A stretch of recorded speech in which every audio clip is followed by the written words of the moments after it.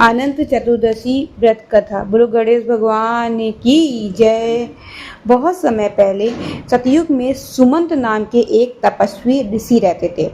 उनकी पत्नी का नाम दीक्षा था।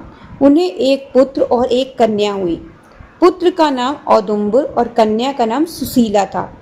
दीक्षा का जल्दी ही देहांत हो गया। बाद में ऋषि सुमंत ने दूसरी पत्नी ली जिसका नाम कलिंकनी रखा। मतलब कलिंकनी से उनका विवाह हुआ। कलिंकनी बहुत कठोर और क्रूर स्वभाव की थी। उसने सुशीला को बहुत कष्ट दिया। अब जब सुशीला बड़ी हुई तो उसका विवाह एक मुनि कुमार से हुआ। विवाह के बाद विदाई के समय कलिंकनी ने दहेज में कुछ नहीं दिया और उसे खाली हाथ विदा कर दिया। मार्ग में जब वे दोनों नदी किनारे पहुंचे तो सुशीला ने देखा कि कई स्त्रियां व्रत कर रही थीं। वे सभी भगवान विष्णु का अनंत व्रत कर रही थीं। सुशीला ने उनसे व्रत के विषय में पूछा। उन्होंने बताया कि यह अनंत चतुर्दशी का व्रत है जो चतुर्दशी तिथि को किया जाता है। इस व्रत में अनंत मतलब धागा जो अनंता होती हैं, कच्चा सूत लाल रंग से रंग कर उसमें 14 गांठें लगाकर दाएं हाथ में बांधा जाता है और भगवान विष्णु की आराधना की जाती है।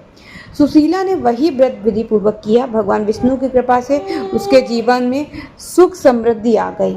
लेकिन जब उसके पति ने यह देखा कि केवल एक धागे के कारण इतना वैभव सुख मिल रहा है तो उन्होंने क्रोध में आकर अनंत का धागा तोड़ दिया और नदी में फेंक दिया।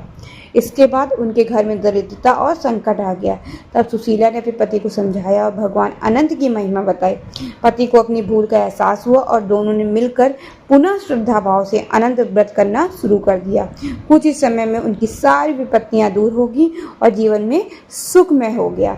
बोलो अनंत भगवान की जय। यह व्रत 14 वर्ष तक आपको लगातार करना चाहिए। जो इस व्रत को करता है इससे सुख शांति समृद्धि बनी रहती है।